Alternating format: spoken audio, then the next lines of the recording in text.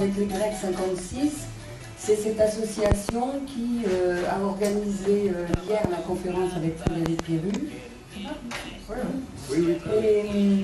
et qui organise ce débat. L'objectif de cette association est de soutenir les Grecs dans leurs problèmes de santé en essayant de leur fournir des médicaments et du matériel médical et paramédical. Donc n'hésitez pas, si vous en avez en réserve chez vous, de nous les apporter au forum ou en prenant un petit papier sur la table. Là, il y a les références de toutes les personnes qui sont dans l'association, qui sont référentes dans l'association au niveau du Morbihan. Voilà. Alors ce matin, le sujet du débat porte sur la sécurité sociale. Quelles sont et quelles seront les conséquences sur la sécurité sociale des évolutions récentes et à venir de son financement? On sait tous qu'il y a des gros problèmes qui sont structurels et qui touchent toutes les parties de la santé. Et le gros problème aussi, c'est quel est l'avenir du principe de solidarité. On va évoquer ça.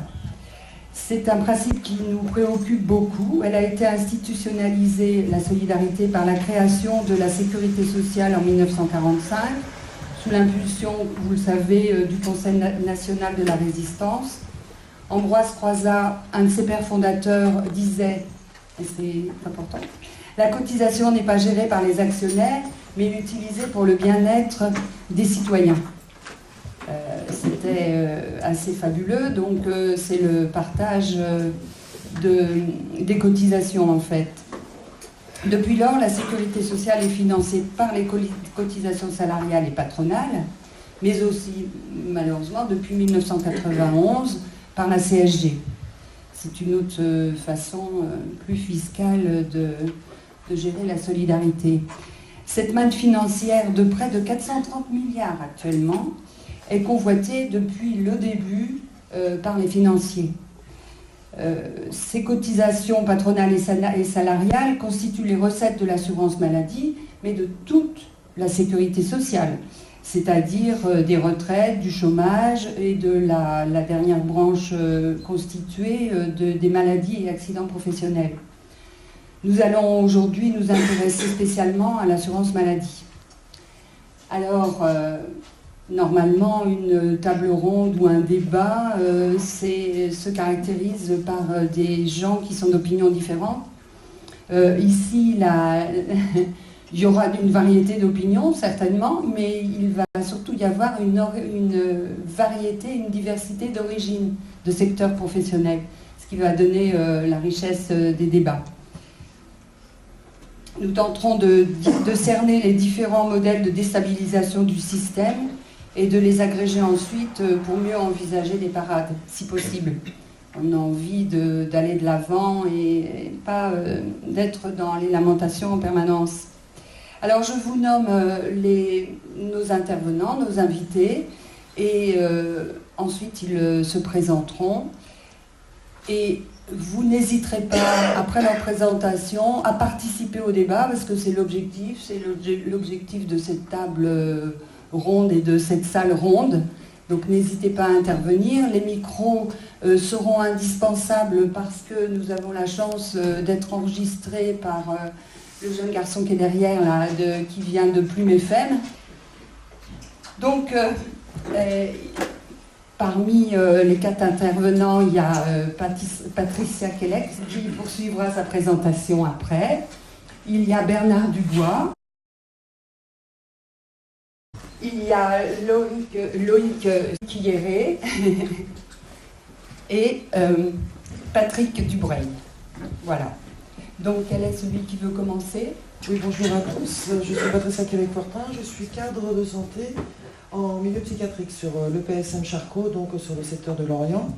Donc, j'exerce depuis maintenant, j'ai fait 20 ans en pédopsychiatrie et maintenant donc, je suis revenue à ma demande donc, en psychiatrie adulte. Donc voilà, je m'occupe tout ce qui est de régulation, orientation justement des patients. Et je suis aussi représentante du personnel, siégeant justement à la CME, qui est le comité médical d'établissement, le conseil de surveillance et le comité technique d'établissement. Donc voilà, donc, ça fait bien des années que je siège à différentes instances et je suis aussi représentante au niveau départemental avec nos collègues du département du Morbihan sur les différents établissements de santé. Voilà. Alors, Bernard Dubois, donc, je suis membre de la coordination CGT du groupe Sanofi, donc, le premier groupe pharmaceutique français et européen. Et donc, à ce titre-là, on a une vision un peu sur la production de médicaments, puisqu'en fait le groupe est organisé de la recherche à la distribution. Et j'ai répondu aussi avec Patrick à l'invitation de l'association Solidarité France-Grèce pour la santé. Donc nous sommes allés à Athènes ensemble avec un nombre de politiques, de syndicalistes pour voir un peu les dispensaires autogérés d'Athènes. Et puis je fais partie d'un groupe de réflexion composé de syndicalistes, de politiques, de sociologues, etc. sur l'appropriation sociale du médicament. Et nous avons présenté lancé mardi sur Paris donc un manifeste pour faire en sorte que le brevet soit quelque chose qui soit la propriété du bien public. Et donc mardi, donc, nous avons lancé ce manifeste. Il y a déjà une centaine de signataires et il y a un site qui a démarré mardi. Donc, on a fait tout pour que ça puisse démarrer le jour de la présentation. Et puis, ce site va être amélioré, j'espère. Pour le moment, il permet de lancer des réactions par rapport au texte du manifeste qu'on a lancé. J'en ai un exemplaire là si vous le souhaitez. Mais donc, il y a aussi les coordonnées du site. Et pour le moment, il y a une centaine de signataires, des personnalités, des gens moins connus. Et dans les politiques, donc on a la sénatrice du Val-de-Marne communiste et puis François Ruffin, donc, qui ont signé ce manifeste. Voilà.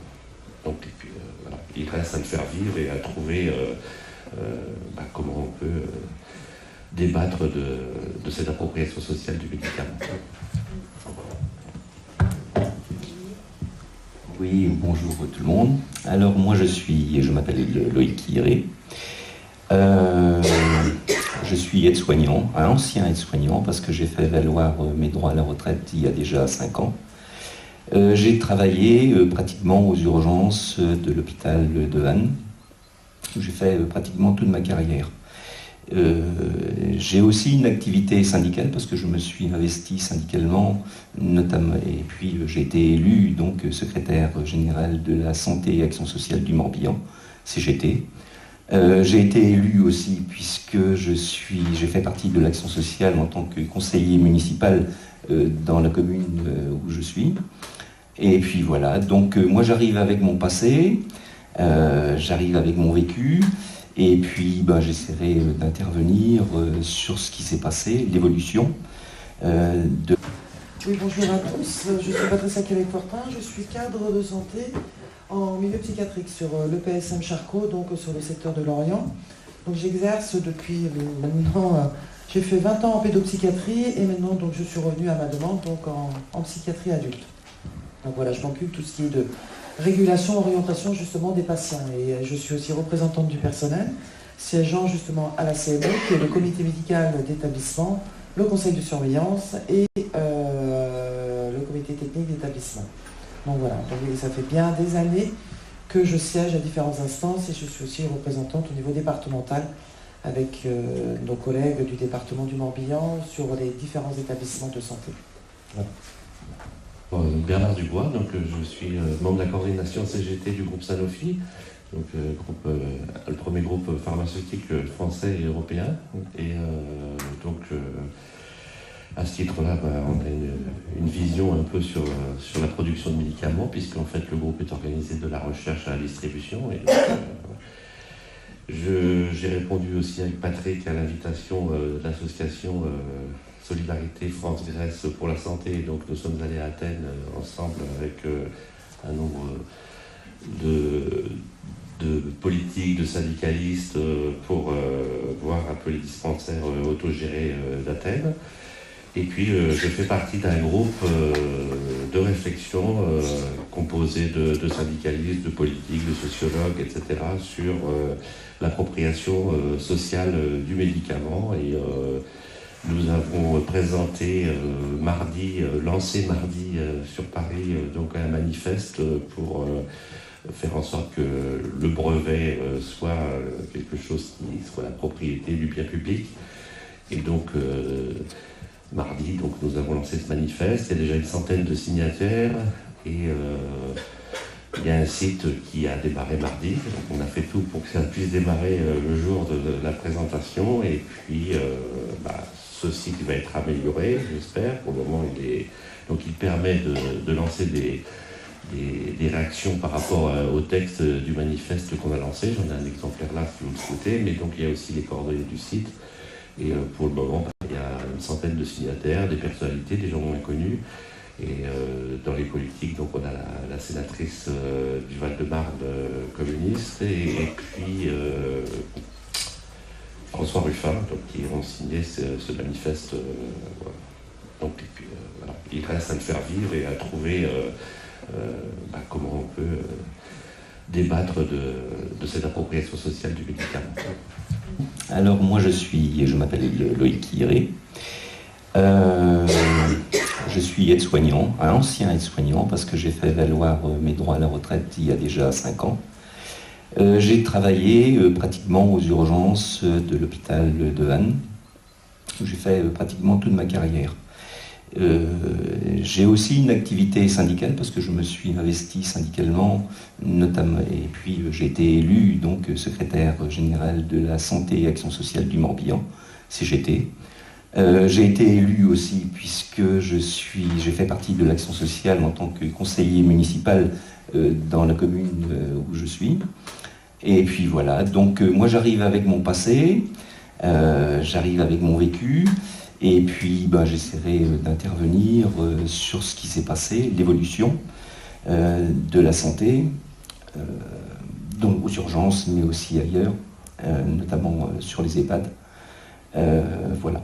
Patrick Dubreuil, donc je suis médecin généraliste dans les quartiers sud de Nantes, en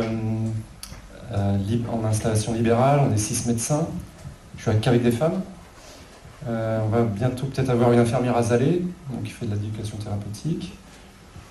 Par ailleurs, donc, je suis au syndicat de la médecine générale, à la revue pratique Les Cahiers de la médecine utopique, qui existe depuis 1975, qui est une revue indépendante de l'industrie pharmaceutique et qui essaye de remettre la médecine et le soin dans le champ politique et social qu'il n'aurait jamais dû quitter. Enfin, voilà.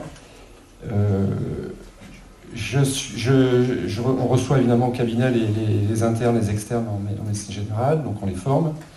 Donc, comme enseignant.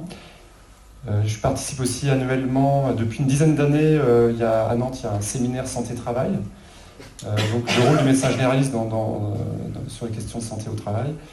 Et donc ça a été monté au départ par Annie Touranchet, qui était ancien médecin inspecteur régional du travail, qui nous a formés sur les questions de santé au travail. Et maintenant, on est 2 médecins généralistes à le faire. Il va avoir lieu le 4 avril, là. Et un médecin du travail depuis 2 ans qui nous rejoint, Fanny Cholet, qui est médecin à la Baule Saint-Nazaire. Donc on fait ce séminaire-là tous les ans. Par ailleurs, j'ai eu la chance de participer à l'étude ESCAL sur l'enjeu de santé et cancer, les expositions à supprimer dans les métiers portuaires, donc avec les dockers nantais et Saint-Nazaire. L'étude est sortie en 2014 et cette étude montre effectivement un accroissement de la mortalité par cancer, mortalité précoce par cancer chez les dockers et les grutiers, enfin autour des métiers portuaires, mais c'était surtout chez les dockers. Et donc je suis adhérent à l'APP STMP 44, qui est l'association de prévention en santé dans les métiers portuaires, et également de manière un petit peu bénévole en dehors de mon travail, je suis depuis 6 mois au collectif des victimes des pesticides de l'Ouest. On a monté une unité donc, en Sud-Loire. Et l'action à laquelle j'ai pu participer, c'est d'envoyer un courrier aux médecins généralistes pour les inciter à certifier les maladies professionnelles, devant les cancers notamment, à faire le lien entre cancer et maladies professionnelles, exposition professionnelle, y compris et surtout chez les retraités. Et puis c'est vrai que pour être un peu au plus près des problèmes des conditions de travail des patients, J'ai décidé d'adhérer à la CGT l'année dernière, et donc je suis un petit peu perçu comme adhérent isolé, entre guillemets, parce que j'ai pas le temps de participer à tout, mais voilà, j'ai envie d'avoir des billes et des infos au niveau de la CGT pour essayer d'améliorer, je dirais, ma pratique aussi. Hein. Ouais. Voilà. Alors maintenant, on va pas rentrer dans le vif du sujet parce qu'on y est déjà, mais partir sur la première question. Vous allez essayer de nous dire quels sont les dysfonctionnements dans votre secteur qui vous paraissent les plus insupportables et qui ont des conséquences financières, qui provoquent des déficits. Voilà. La question n'est pas facile. La difficulté, c'est que on sait que depuis quelques années, depuis la mise en place de la loi HPHC, c'est-à-dire avec la loi en fait concernant l'organisation sanitaire, tout ce qui est organisation du soin sur le territoire français, avec entre autres cette loi-là, avec la réorganisation des soins au sein des hôpitaux, mais surtout le financement aussi des hôpitaux et des cliniques.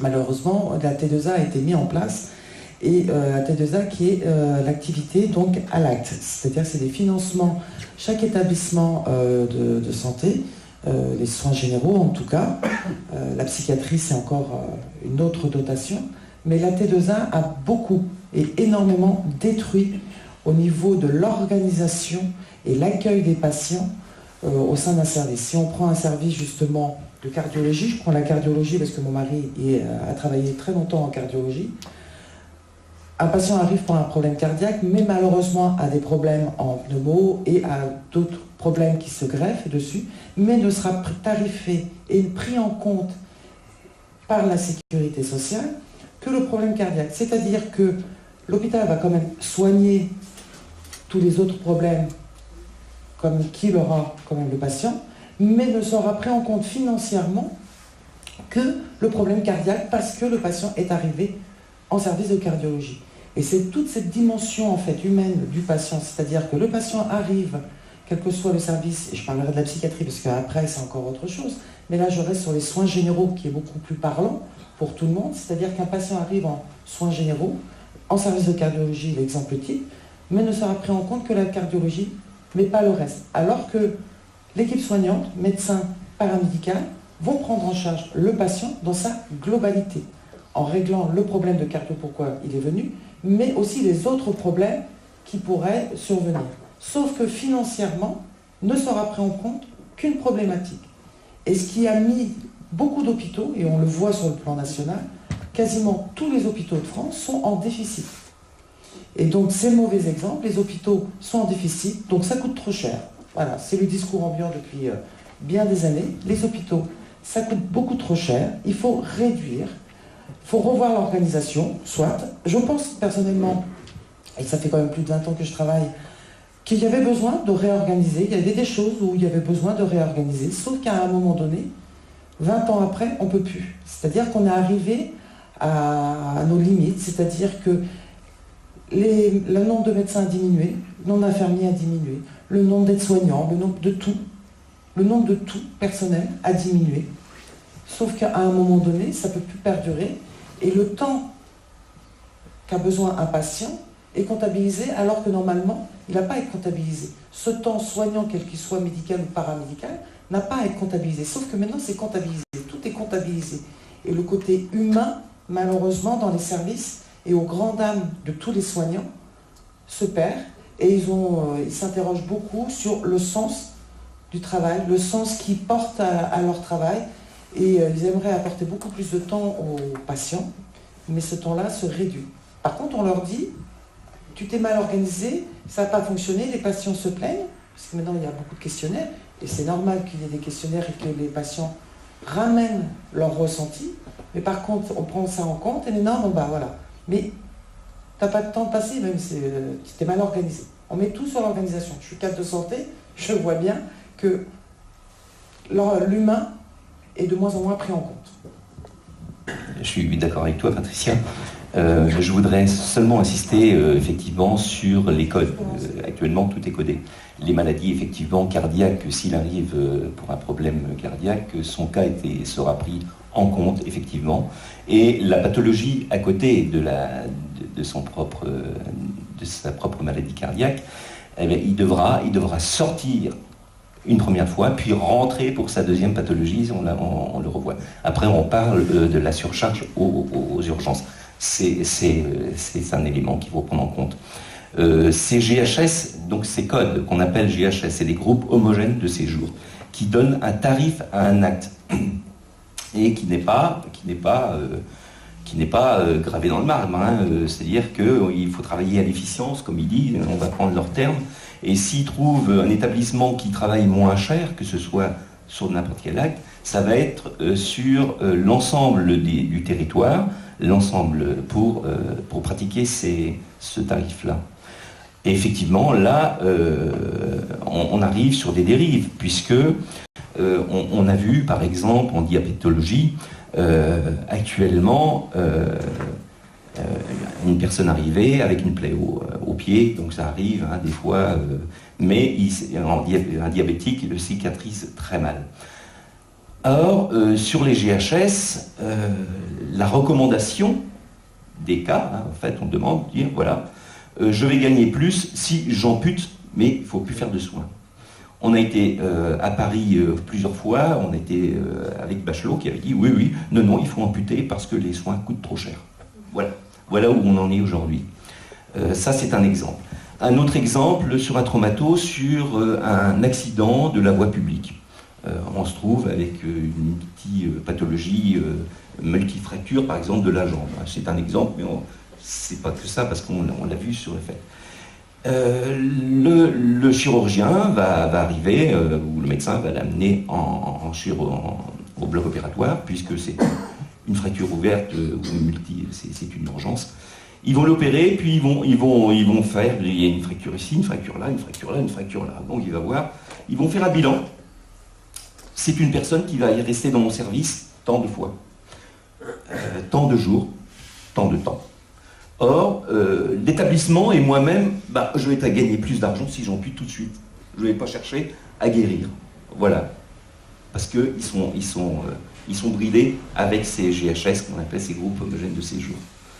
Voilà, c'est juste un élément que je voulais apporter aussi au raisonnement de Patricia, pour savoir ce que c'est effectivement ces codes. Voilà, c'est ça. Et la tarification qui change là, si j'ai bien compris, je parle assez fort pour vous, oui, mais pour la si j'ai bien compris, elle est renouvelée tous les ans. Merci. C'est ça? Non, pas tous les ans. Je crois qu'on est des GHS, on est au 24, GHS 24 là actuellement. Ça a changé 24 fois depuis la mise en place de la T2A. La T2A, je crois qu'elle s'était mise en place en 2008, non, 2007. Quelque chose comme ça. Oui, donc c'est beaucoup plus souvent qu'annuellement. C'est de la folie. Et ça fait une concurrence entre les établissements en les tirant vers le bas, quoi. Alors c'est une politique tarifaire, mais il faut dire que quand on parle de service public, par exemple, c'est faux.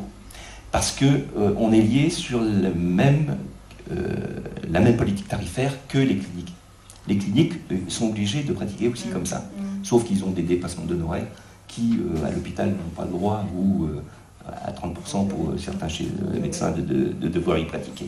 Il y a eu des conventions de passer entre les médecins, parce que les médecins, à l'hôpital, ils se tirent. Hein, quand ils voient la hauteur de leur salaire ou de leur rétribution, ils préfèrent travailler soit dans le libéral ou travailler dans un autre pays. Donc effectivement, devant ça, la CME, avec le directeur d'établissement, ont signé, notamment à Vannes, plusieurs conventions avec l'hôpital Océane, ou la clinique Océane, hein, mais c'est quand même un but non lucratif, pour venir travailler à l'hôpital. Alors, donc, ils font aussi leur marché, quoi, parce que bon, ce sont des chirurgiens, quand c'est une urgence, ils le font à l'hôpital, mais quand c'est pas une urgence, une chirurgie froide, ils vont dire, vous attendez, et vous venez me voir dans ma clinique. Ça rapporte. Bon, moi je le fais, mais qu'est-ce que l'on peut faire justement pour combattre justement les cliniques qui, puis de dire, bon voilà, moi je veux être hospitalisé à l'hôpital public, défendre l'hôpital public, quoi. Quelles armes, moi bon, j'en connais quelques-unes, mais quelles armes vous proposez pour justement combattre Je crois que la meilleure solution, c'est de revenir à la dotation globale. Remettre les ministères en place, mais ça met aussi l'Europe en danger, parce qu'on est dans une logique européenne. Alors il va falloir avoir, s'il faut le faire, s'il va falloir le faire comme ça, il va falloir peut-être envisager un Frexit, ou bien il faut qu'il change certaines règles dans la... Tu parles de la dotation globale, en sachant que la psychiatrie et les unités pour personnes âgées aussi sont en dotation globale.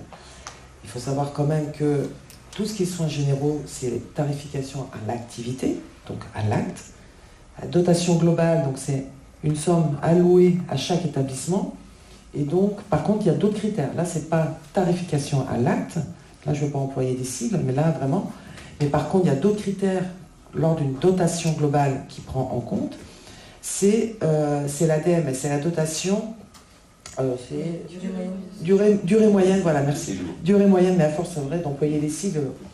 Durée moyenne de séjour, c'est-à-dire que si un patient, je prends la psychiatrie, va au-delà de 90 jours, il va être pénalisé financièrement. C'est-à-dire qu'un patient, alors qu'on sait bien que malheureusement, la psychiatrie, c'est schizophrénie, c'est tout ce qui est psychose, et c'est pas comme une jambe cassée, ça ne va pas se résoudre malheureusement en très peu de temps. Donc c'est quand même des séjours quand même longs, au-delà de 90 jours. Mais un établissement qui a une DMS, donc une durée moyenne de séjour, au-delà de 90 jours, va être pénalisé. C'est-à-dire qu'on va lui enlever de l'argent. Alors non seulement, là je vais prendre l'exemple de mon établissement, c'est un petit établissement avec un budget de dotation globale justement de 46 millions. Petit budget pour un petit hôpital de 800 salariés. Sauf que comme les patients, malheureusement, dans des situations précaires, se retrouvent soit en dépression parce que la vie difficile et les a amenés avec un suivi donc, psychologique, mais ils vont recevoir, non seulement ils sont en difficulté, mais en plus, comme ils n'ont pas de mutuelle, ils vont avoir la facture chez eux. Donc non seulement ils ne sont pas bien, mais quand ils vont rentrer chez eux parce qu'ils ont dépassé les 90 jours et parce que leur mutuelle a décidé qu'au-delà de 90 jours, on ne prend pas en charge, et en plus l'établissement est pénalisé parce qu'on va au-delà ils reçoivent la facture chez eux. Comment faire pour qu'un patient aille mieux psychologiquement? Il reçoit une facture du Trésor public parce que vous avez été passé tant de temps à l'hôpital et maintenant vous devez payer. Alors que normalement, l'exemple type, c'est on va pas bien, on est un hôpital public, il y a la sécurité sociale, on parlait de la sécurité sociale, les mutuelles, ils ont beaucoup, ces derniers temps, les mutuelles ont beaucoup été nommées quand même dans les prises en charge et autres, sauf que les mutuelles, tout le monde n'a pas les moyens malheureusement de se payer une mutuelle. On en revient toujours au même, on tourne toujours sur le côté financier, et du coup, non seulement ils n'ont pas les moyens de se payer une mutuelle, mais en plus on leur envoie la facture. Donc vous avez été hospitalisé donc, en santé mentale pour des soins psychologiques, vous avez fait une dépression, comment vous faire pour que vous alliez mieux? Vous recevez une facture et vous devez tant. Voilà. Donc c'est quand même difficile pour des patients, quand même qu'on suit, de retravailler ça avec eux. Oui, mais j'ai reçu la facture. Enfin bon, là, à un moment donné, faut arrêter ça, quoi. Sauf que maintenant, un établissement, s'il ne fait pas ça, il est pénalisé. Alors non seulement son budget est réduit, parce que l'établissement a annoncé pour 2019 des dépenses prévisionnelles, en tout cas de dépenses à moins de 950 000 €, ce qui est énorme pour un petit établissement. Donc la solution, c'est d'enlever le personnel. Mais il va falloir réduire les lits aussi. Donc on ne sait plus où mettre les patients. Voilà. Mais il faut fermer encore des lits. Voilà. Et amener, là je fais le lien avec les EHPAD, il y a des patients justement qui ne dépendent plus de la psychiatrie parce qu'ils ont 60 ans. Voilà. Maintenant il y a même un âge de critère. Ah oui, il y a l'âge de critère. Donc ils sont suivis depuis X années en psychiatrie, mais ils ont 60 ans. Voilà, l'âge fatidique apparemment, maintenant, les critères, 60 ans, vous allez en EHPAD. Mais toute la partie psychiatrique n'est plus prise en compte. Voilà. Et comment résoudre les problèmes financiers? Voilà. C'est plus un problème psychiatrique, c'est un problème EHPAD. Donc ce n'est plus sanitaire, donc c'est médico-social. Et voilà. Et on tourne, et malheureusement, moi, ce qui me gêne dans ce système, parce que on parle de l'assurance maladie, mais pour réduire le coût de l'assurance maladie, maintenant, on met les malades dans des cases. Voilà, donc tu ne rentres plus dans ces critères-là sanitaires, hop, maintenant tu rentres dans le critère médico-social. Donc ça nous arrange, parce que ça ne rentre plus dans le financement sanitaire, on rentre dans un autre budget médico-social. Donc, c'est plus l'ARS, voilà, bon, bah, maintenant c'est plus à nous, hop, on envoie le problème au département, donc à la collectivité, à tout le monde, voilà. Et ce n'est plus, à ce moment-là, la sécurité sociale qui va payer, c'est un autre budget, enfin bon, il y a une partie, enfin bon, voilà. Donc il y a tout un engrenage comme ça qu'il faut vraiment avoir en tête, que les gens n'ont pas forcément conscience, c'est-à-dire que, mais on promène les patients. Et l'évolution, c'est le côté vraiment plus que négatif pour moi, c'est que maintenant, les patients, ils sont mis dans des cases. Voilà. C'est plus monsieur, est-ce que vous allez bien? Voilà. Monsieur, vous rentrez dans quelle case? Voilà, vous allez coûter tant. Voilà. Voilà. Maintenant, c'est... Et un directeur, lors d'une... c'est un professeur, bon, malheureusement, on n'est pas dans le même bord politique, mais il n'empêche, pour une fois, j'étais d'accord avec lui, c'est que c'était le professeur Debré, qui est sur l'assistance publique quand même sur la région parisienne, qui a dit qu'en 20 ans, il a vu le nombre de soignants diminuer, mais le nombre d'administratifs augmenter. C'est-à-dire que, comme il disait, il y a 20 ans, moi j'avais affaire à 1 ou 2 directeurs, maintenant j'ai affaire à 20 directeurs. Donc déjà, il faudra peut-être aussi se poser, j'ai rien contre eux, heureusement qu'ils sont là, hein. Mais il est vrai, on voit dans un... si je prends Lorient, le GHBS, bientôt il y aura plus de directeurs que de soignants. Delphine Ouillet, je suis cadre de santé aussi. Et c'est pour ça que ça me parle, ce que vous dites. Et c'est vrai que la dotation... Alors la T2A, c'est sûr que c'est pas l'idéal. Il y a eu pas mal de cas. Et moi, je le vois en milieu rural avec des personnes âgées, voire très âgées, où parfois... Alors, là où on travaille, on est sur un hôpital de proximité, donc on essaye de prendre en charge la situation dans sa globalité. Il y a régulièrement des gens qui rentrent trop tôt, en fait. Ou même parfois qui sortent d'un hôpital plus technique, d'un service spécialisé, qui rentrent chez eux et 2 jours après, ils sont chez nous parce que finalement, à la maison, ça ne tenait pas. Et qu'il y a tout le côté social, accompagnement à domicile qui n'avait pas forcément été anticipé. Et donc voilà, et ça, je trouve que c'est un des effets pervers de la T2A, tous les allers-retours, effectivement, dans les différents services où on y va pour soigner un organe, pour soigner une pathologie, et pas forcément pour prendre en charge de manière générale. Mais par rapport à la dotation globale, moi, la question que je me pose après, c'est quelle dotation globale et est-ce qu'elle serait suffisante pour pouvoir prendre soin, en fait, tel que ça devrait pouvoir être fait. Je pense même à l'éducation thérapeutique, par exemple, qui n'est pas forcément valorisée financièrement, enfin des choses comme ça qui permettent de développer des prises en charge sur le long terme et qui ne sont pas forcément prises en charge dans la comptabilité, en fait, du système de soins. Oui. C'est bien que tu reparles de la dotation globale, parce que je pense qu'on pourrait essayer aussi de voir pourquoi elle a été supprimée. On en a un petit peu parlé hier soir, mais tout le monde n'était pas là hier soir. C'est vrai en ce moment, on se dit la T2A, c'est vraiment la cata, mais la dotation globale a aussi posé des problèmes. C'est pour ça qu'elle a été supprimée. Et je voulais vous poser la question aussi. Il me semble que la T2A est remise en cause en ce moment là par Buzyn. Enfin, partiellement ou... non ? Mise en cause, oui, mais pas simplement sur l'aspect même de la T2A. Je crois que là, on est sur la loi de financement de la sécurité sociale 2019, où effectivement, il y a un hold-up des finances publiques qui sera là, qui donne le pouvoir à l'État de devoir se servir de cet argent-là pour uniquement mettre le PIB à niveau. Elle existe, je crois qu'il y avait Denis, on en a parlé hier, il me dit, hier, mais ça existe déjà, oui, ça existait déjà, mais enfin, là maintenant, ça y est, ils peuvent le faire comme ils veulent, et quand ils veulent. Voilà. Mais la T2A, ça va être, après, ça va être assurantiel, quoi, en fait. Hein. Si la sécurité sociale n'est plus là pour le remboursement, ça va être les assurances privées qui interviendront. Effectivement. Alors, maintenant, au niveau de la CMU, je ne sais pas ce qu'il faut faire, parce que l'hôpital public a la mission de service public. Notamment l'article 1, il doit subvenir aux besoins de tout le monde, et en particulier aux personnes les plus défavorisées et handicapées. Aujourd'hui, elle a un coût. Qui va payer, je ne sais pas.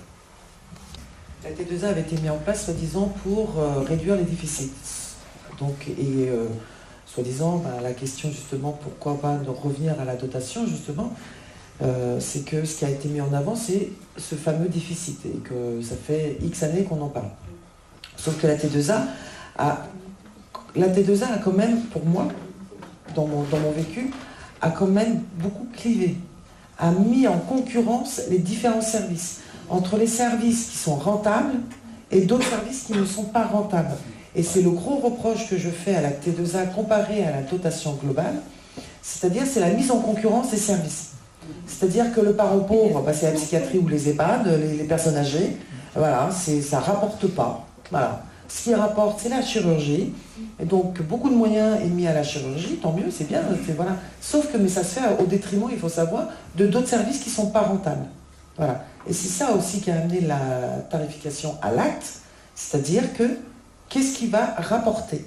Et on pose la question maintenant aux hôpitaux publics, il faut que vous soyez rentables.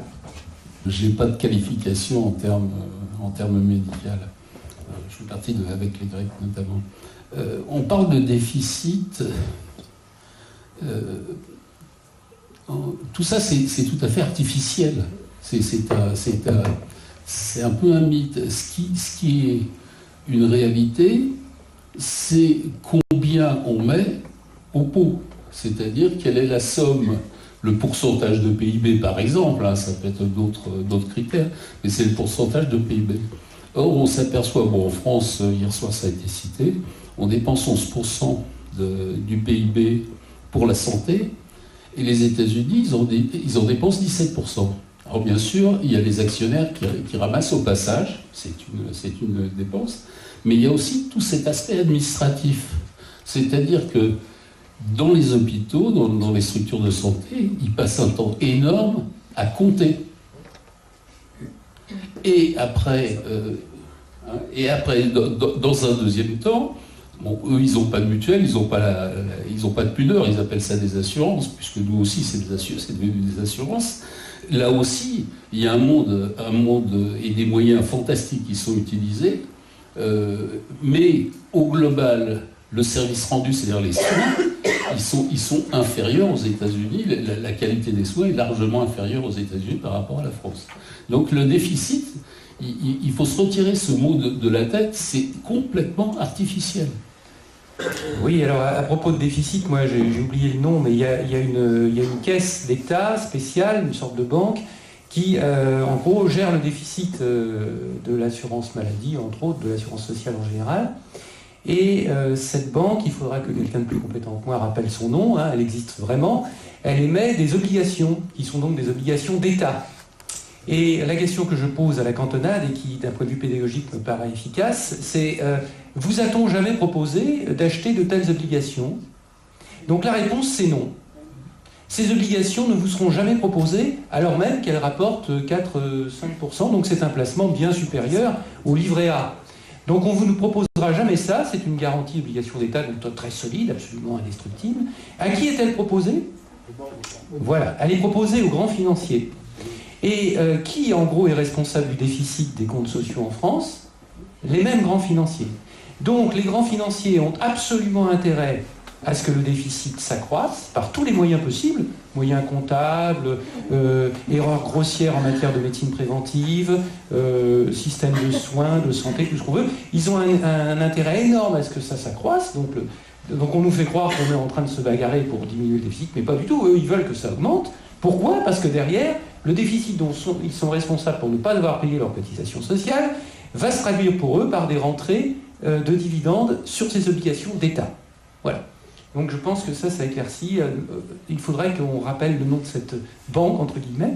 Les médecins généralistes dont j'ai été sont aussi responsables d'un certain nombre de dérives vers l'hospitalisation privée, auquel moi-même j'ai toujours résisté, bien évidemment. Et il y a des outils pour lutter contre ça. C'est-à-dire qu'en tant que patient, si un médecin, aussi talentueux soit-il, vous propose d'aller voir un confrère, vous devez, à l'occasion, en tout cas en tenir compte dans votre tête, qu'il s'agit d'un compérage. Ce compérage est interdit par le Conseil national de l'ordre des médecins, donc il y a une sorte de déontologie normalement incontournable pour chaque médecin. Et il y a des exceptions, c'est-à-dire qu'en cas d'urgence, le médecin peut profiter de la familiarité qu'il a avec un de ses confrères spécialistes, par exemple, pour obtenir un avis en urgence. Bon, ça, c'est toléré. Mais pour tout autre cas médical, le médecin n'a pas à vous orienter. Et on devrait donc politiquement exiger que, comme on a obtenu l'affichage des tarifs dans les salles d'attente, on obtienne que quand un médecin vous adresse quelque part, il doit commencer son entretien par « je vous adresse à l'hôpital public ». D'accord ? Ça, c'est une forme. Et donc la sécurité sociale, qui, si elle était honnête et non pas traîtresse comme elle est depuis 30 ans, devrait exiger ce genre d'anticipation. Voilà. Parce que de fait est que l'hospitalisation privée est antinomique de l'intérêt général. Hein, ça paraît... On pourra en parler longtemps, mais ça devrait être acquis pour tout le monde ici. Merci. Bien, Denis, parce que effectivement, c'est bien ce que tu dis, mais en réalité, c'est quoi ? L'hôpital public de Vannes, c'est des infrastructures, hein, avec tout ce qui comporte en termes de mission de service public, sauf elle ne peut pas les remplir aujourd'hui. Nous arrivons sur un site de l'hôpital, avec une imagerie isotope qui est complètement privée, la radiothérapie qui est complètement privée, et voilà, et plus ça va, plus on trouve de structures privées à l'intérieur du service public. Et de la faute à qui ? Ah oui, bien sûr. Non, mais pour la vision, il faut que tout le monde le sache, et que c'est pas uniquement à l'hôpital de Vannes, c'est partout. Un reportage il n'y a pas très longtemps sur Medtronic. Tu connais pas ? Non. Eh ben, c'est un bon exemple d'entreprise qui fait des produits médicaux, des implants cardiaques en particulier, aux États-Unis. Et il paraît qu'ils font des contrats avec des cardiologues et en chirurgie, donc dans les hôpitaux. Et le contrat, tu connais aussi, c'est 5 ans de contrat. Et ils imposent leur quantité de produits à l'hôpital.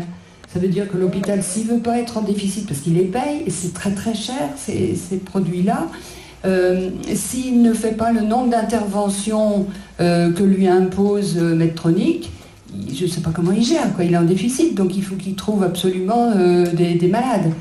Et alors le truc le plus épouvantable, ils font un bénéfice de 80% du prix de vente, sur le prix de vente, il paraît. Enfin, c'est une émission sérieuse. Hein. Donc voilà, oui, je pense que c'était pour... Oui, non, alors, mais Medtronic, c'est un exemple. Je pense que tu en as d'autres sous le coude. Moi, j'ai travaillé dans une entreprise concurrente de Medtronic pendant 2 ans, qui s'appelle Telectronics à l'époque. Et donc, c'est effectivement ça. Ça fait une trentaine d'années, mais ça n'a pas beaucoup changé. Et donc, les stimulateurs dont je devais faire la promotion auprès des confrères étaient fabriqués à Châtellerault à l'époque. Et donc, en France, hein, bon, très bien, le prix de revient de l'appareil était de 2000 francs, c'était encore en francs, et il était vendu 20 000, exactement, aux hôpitaux. Hein. Alors ensuite, moi, je n'étais pas dans la partie commerciale, j'étais dans la partie technique, il y avait un nouvel appareil qu'il fallait... j'étais en phase 4 hein, de cet appareillage-là. Bon, je passe sur les détails, il y aurait beaucoup d'anecdotes très intéressantes à dire, mais bon, on n'a pas le temps. Donc, la vérité, c'est que les tarifs sont totalement abusifs et qui sont consentis, encore une fois de plus, par la sécurité sociale. Autrement dit, la corruption, elle existe depuis très longtemps et vous en avez sans arrêt des échos sur des médicaments toxiques qui sont remboursés par la sécurité sociale pendant 20 ans, puis après on s'aperçoit qu'il ne fallait pas le faire, alors que les lanceurs d'alerte avaient été nombreux avant et qu'ils ont été persécutés en général, donc ça vous le savez. Et donc l'idée, c'est bien ça, c'est que nous sommes victimes d'un système de corruption généralisée et il faut cesser d'être angélique par rapport à nos tutelles. Quand vous parliez des 20 directeurs dans un hôpital, je regrette, individuellement, je ne vais pas les pourchasser, je ne vais pas les persécuter, mais il s'agit d'un phénomène, d'un système qu'il faut abattre. Car pourquoi on a besoin de tant de gestionnaires ? Justement pour troubler les comptes, pour falsifier les comptes, les comptes que nos anciens directeurs faisaient il y a 40 ans, c'était la même complexité. Hein, il n'y a pas eu de choses nouvelles en comptabilité, il n'y a pas eu de révolution comptable, voilà, mis à part les ordinateurs qui permettent justement de remplacer beaucoup d'opérations facétieuses de ce côté-là. Donc tout ceci, c'est de l'arnaque. Point barre, merci.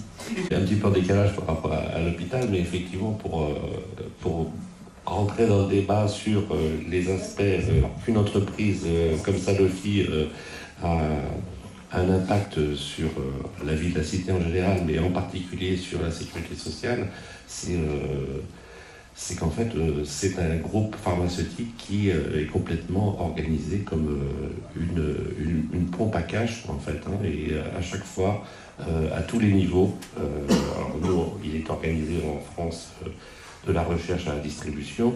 On constate que son organisation est faite pour faire remonter de l'argent aux actionnaires. Alors comment ça impacte nos systèmes sociaux?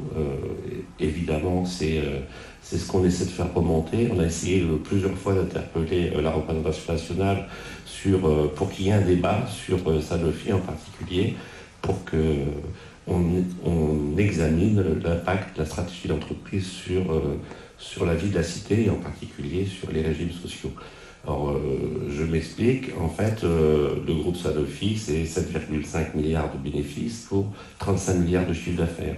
Donc, c'est une entreprise qui est très, très rentable. Et donc, elle est organisée pour ses actionnaires. Qui sont ces actionnaires? C'est aujourd'hui la fille L'Oréal, c'est les fonds de pension américains. Ça a été Total un petit peu, mais Total a rendu ses parts pour investir dans le nucléaire.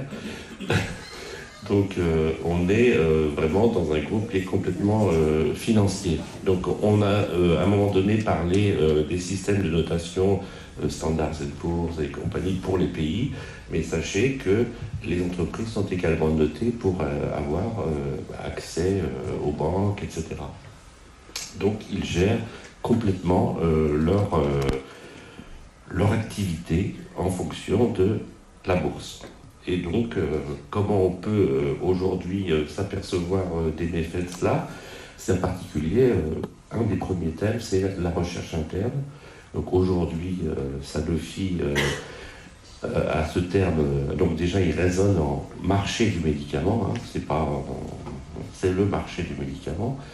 Et la recherche interne, c'est quelque chose il l'exprime, hein. On va réduire la voilure. Réduire la voilure, c'est-à-dire faire en sorte que la recherche interne à Sanofi, elle coûte moins cher pour qu'on dépense moins d'argent. Et donc, mais en même temps, on a envie d'avoir des nouveaux médicaments, etc. Donc, en fait, on fait prendre les risques de recherche à d'autres. Et donc, on va influencer la recherche publique, qui normalement est axée sur de la recherche fondamentale, mais là on va lui faire de la recherche privée.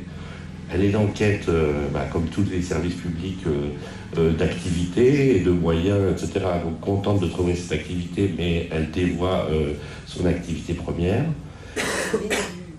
au service du privé. Et puis, Sanofi va se mettre en veille, en particulier auprès de start-up. Donc des gens qui vont prendre les risques à leur place. Donc il y a une multitude de startups qui travaillent sur des médicaments, etc. Et ils mettent quelques billes au début dans ces startups. Et quand le produit les intéresse, ils rachètent ensemble et ils s'accaparent la connaissance de cette startup et ils entrent dans le système. Donc ça c'est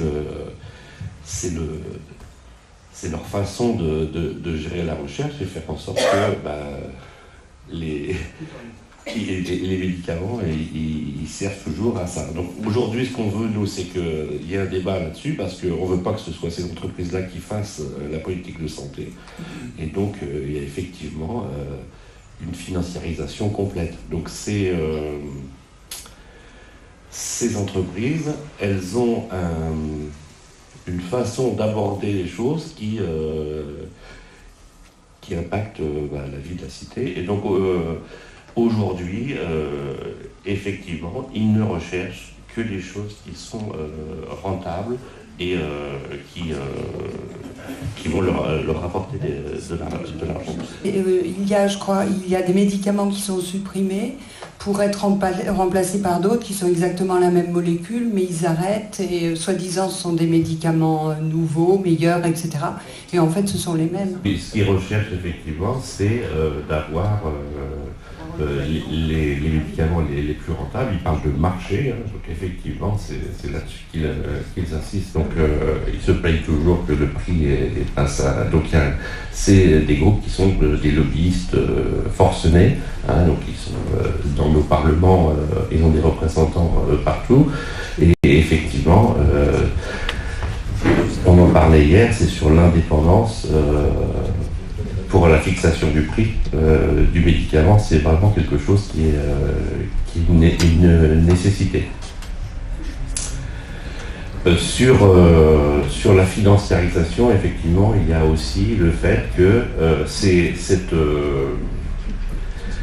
volonté d'avoir toujours cette note importante pour accéder au marché financier pour leur activité, en particulier aujourd'hui Sanofi, contrainte à des taux négatifs, hein, compte tenu des taux d'intérêt. Hein. Donc on est sur des taux négatifs. Hein. Mais sachez qu'en particulier, toute cette chaîne, en particulier de gestion, ça se traduit aussi dans les effectifs. Et c'est qu'aujourd'hui, ils doivent rendre compte aux actionnaires, et donc c'est pour donner un aspect positif, c'est de dire il faut réduire les passifs sociaux. Donc les passifs sociaux, c'est des dettes vis-à-vis du personnel. Et donc on réduit les effectifs. En particulier, il y avait historiquement aussi, et c'est en cela que ça a des effets sur nos systèmes de santé et pour les salariés, des solidarités qui étaient en place, en particulier entre les actifs et les retraités. Donc on a coupé le cordon entre les actifs et les retraités, il n'y a plus de passerelle pour la prévoyance, etc. Et donc pour qu'ils envoient un message à ces agences de notation pour dire, ben voilà, on n'a pas de passifs sociaux, donc on a coupé le pont avec les retraités. On a 3000 intérimaires. Ces intérimaires-là, ce n'est pas des passifs sociaux, ça ne nous appartient pas. Donc aujourd'hui, et ça c'est aussi une menace sur l'activité, sur le savoir-faire, etc. On se bagarre puisqu'en fait ces intérimaires-là sont pas en recherche, mais beaucoup en fabrication, et donc il y a une perte de savoir-faire énorme, puisque sur certains secteurs d'activité, on a des chaînes de production qui tournent qu'avec des intérimaires, alors que c'est complètement illégal. Mais on a réussi à les faire condamner. Et donc tous ces aspects tout au long de la chaîne font que c'est autant d'argent qui ne va pas non plus aux caisses de sécurité sociale par les cotisations. On se sépare de salariés, on a des intérimaires, on a droit au CICE, donc on tire les salaires vers le bas. C'est aussi autant de moyens, on ne respecte pas l'égalité hommes-femmes dans les salaires. Alors, ça peut être mais il y a 27 000 salariés en France, donc ça a forcément un impact sur les caisses de sécurité sociale. Donc effectivement, il y a aujourd'hui une gestion du groupe qui fait que on a ces aspects-là de finance qui fait que ils ont un impact sur les cotisations, etc. Aujourd'hui aussi, dans cet impact et cette volonté de minimiser leurs coûts de recherche, il y a la volonté aussi, alors, et c'est un problème à la fois économique mais éthique, c'est d'avoir accès, et ça c'est leur souhait, de mettre en place un certain nombre de captation des données de la carte vitale. Ça c'est leur rêve complet, c'est de pouvoir pouvoir cibler leurs recherches à la fois régionalement, etc. Donc c'est rentrer dans l'hôpital, ça c'est une évidence. Et puis développer des applications numériques, Sanofi en particulier pour le suivi du diabète, ont des applications smartphone, etc., qui peut être utile aux patients, mais qui en même temps collecte des données individuelles, etc.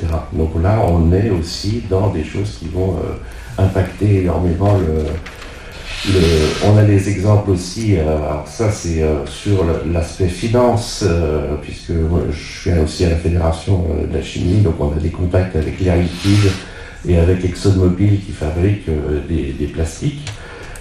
Sachez en particulier, les copains me dénoncent ça, c'est l'Air Liquide produit de l'oxygène.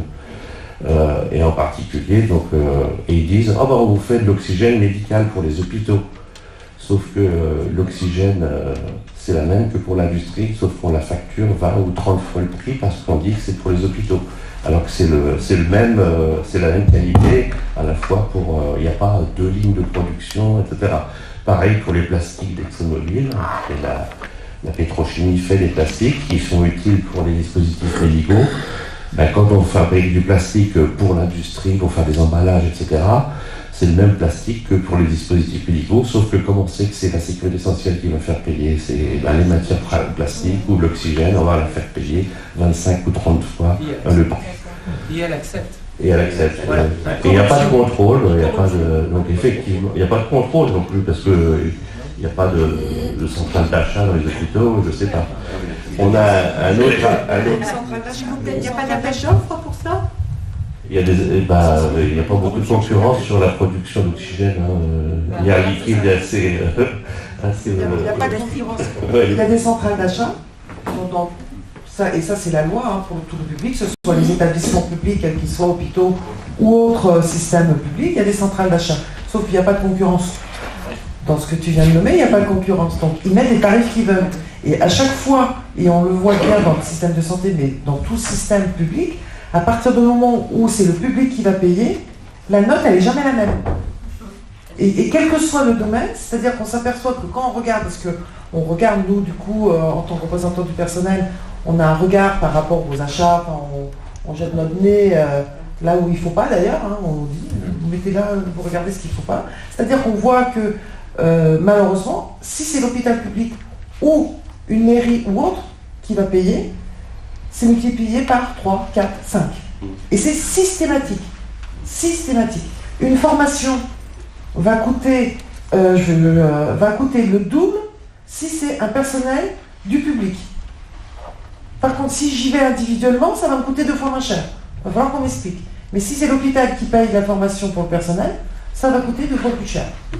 Pour les communes, c'est pareil. Et pour les communes, c'est pareil. Ce qu'on a aussi effectivement... Très rapidement, je me place juste en tant que patiente, même téléspectatrice. Le coût de la publicité doit aussi entrer en ligne de compte et doit être payé par la sécurité sociale, du coup, me semble-t-il. Donc les laboratoires, pour fixer le prix du médicament, mettent en avant les frais de recherche. Or, en fait, c'est les frais de marketing qui sont quasiment le double des frais de recherche. Donc les frais de publicité coûtent beaucoup plus cher que les frais de recherche. Et avec ce que j'ai dit avant, sur le fait qu'ils externalisent les risques de recherche, ça ne fait que baisser les frais de recherche. Donc l'argument de dire c'est les frais de recherche qui nous font exiger un prix supérieur est complètement fallacieux. Alors c'est deux questions en fait. Didier Cornille, donc je ne suis pas soignant, mais je fais partie d'Avec les Grecs et aussi du collectif santé de l'EHPAD de Port-Louis. Et la question que je me pose, c'est, qui était posée par Alain, c'est qu'est-ce qu'on peut faire? Voilà. Qu'est-ce qu'on peut faire? Parce que, bon, la description, c'est une chose utile pour la connaissance, mais effectivement, qu'est-ce qu'on peut faire? On connaît un peu les mobilisations qui ont eu lieu sur les EHPAD, et dernièrement, cette semaine sur la psychiatrie. Et si on revient un peu en arrière, on a l'impression, et moi je m'inscris un peu en faux contre l'orateur précédent hier soir, sur le coût bénéfique de l'installation de l'ARS. C'est comme si, la Révolution française a aboli la féodalité, c'est la même chose, c'est du même type de raisonnement. Mais je crois quand même profondément, si on examine un peu les programmes et le fonctionnement de l'ARS, on est de la même façon dans la même position que par rapport aux préfectures. C'est un organe de l'État.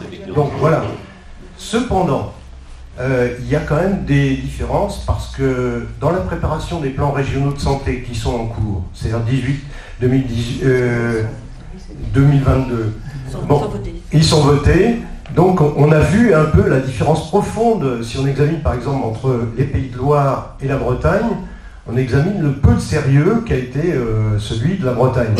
Et ça c'est quand même intéressant de voir un peu comment fonctionne ce langage bureaucratique, etc. en matière de santé. Et je crois qu'il y a quand même des problèmes qu'on peut prendre à bras-le-corps au niveau territorial. Quand on pense que sur la santé mentale, le 3e poste en matière de ALD, c'est quand même les maladies mentales. Et donc ça veut dire que c'est un poids important. Et quand on examine les statistiques que donne l'ARS, par exemple, de Bretagne, qui dit qu'elle est la première région en France pour les suicides des femmes, et la 2e pour les hommes, et que quand dans les propositions du schéma régional de santé, il n'y a rien, on se pose quand même des questions. Alors peut-être que cette propension au suicide, c'est dû à l'âme bretonne. C'est-à-dire qu'on est profondément différents des autres.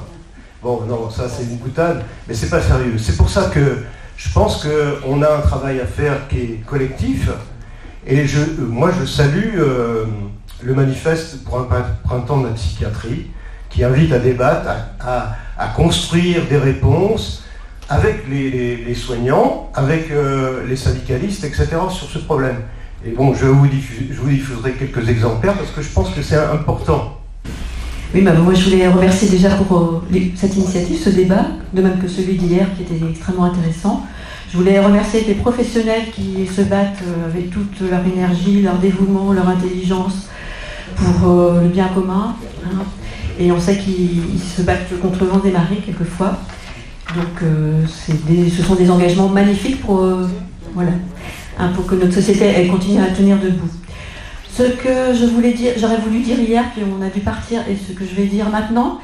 Alors je suis Claudine Corny, je suis aussi à la CGT, retraitée. Je m'occupais au niveau de l'union départementale des questions de santé et travail. Au niveau du comité régional, je participais également à ces travaux.